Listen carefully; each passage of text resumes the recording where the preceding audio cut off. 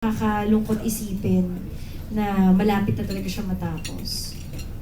So para bumalik din, Jolens, yung band niyo ni Marvin after this, no? Oo. Nakakapagkwentuhan kami dito ni Marvin hanggang sa naging kinuha niya pa akong partner. Saan? Sa Bida, yung restaurant niya na isa. So, Saan yun? sa may Fairview. Lilibre daw kayo ni Marvin doon. So business partners na kayo, Jols? Oo. Wow. Pag makita mo nga yung menu, parang wedding, namin, pictures. Kasi yun yung cover. Pero hindi, masarap. Filipino, siya, pagkain. So nagnegosyo na kayo? Sa kanya yan talaga. May blessing naman ni Mark. Ay, oo. Nagpunta siya sa bahay para kausapin kami ni Mark. Wow. Yun, ganun siya ka-professional. Ganun siya kanegosyante. Yes. Okay, thank you, Jols. Thank you. Ikaw, Marbs, parang after this, parang wala pa kaming nababalitang kasunod mong project. May iba yung nababalitaan namin sa'yo. May sipangs ako eh. Wow, si Punks na rin. Wala pa.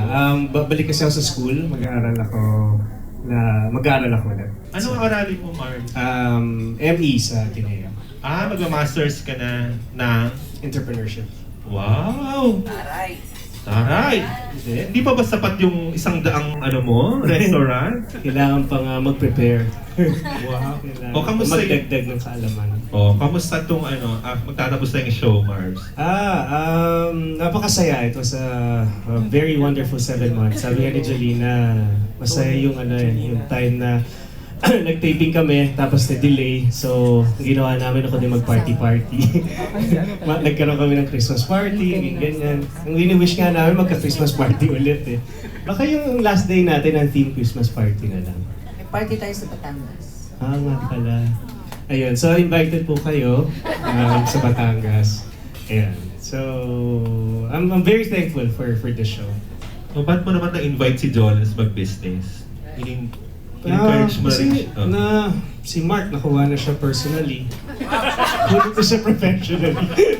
Nakuha siya personally. Ganun lang yun. Kung anong sa mo makuha, kunin mo. Doon man lang makuha mo. Hirap eh. Hirap ng kompetisyon. So meron ka pa rin hanggang ngayon, hindi ka pa makamove on. May tali siya sa akin.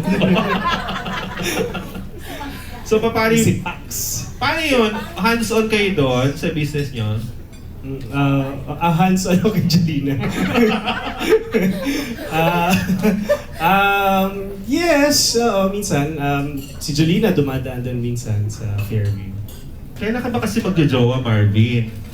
Ilang beses ka na gumaganap na tatay, ganyan, may mga anak. Tapos may anak ka naman. Pero kailan magkakaroon ng nanay mga anak mo?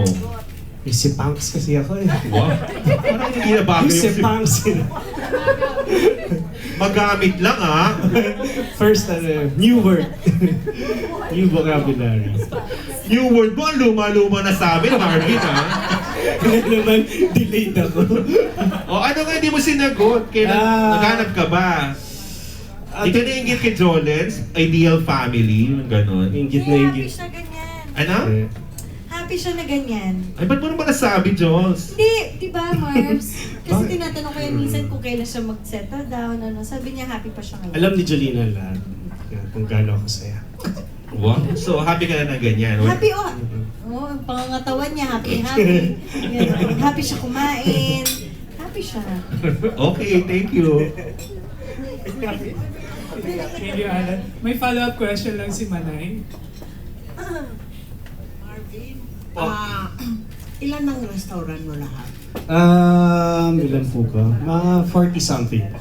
Or sa lahat pati yung mga hindi sa Pilipinas? Ay, sa Manila? Opo, kasama yun sa mga Davao, Cebu. Grabe ha, ang yaman mo na. Hindi pa. Masakit sa ulo. Milyonaryo po si Marvin. Ito ang bawat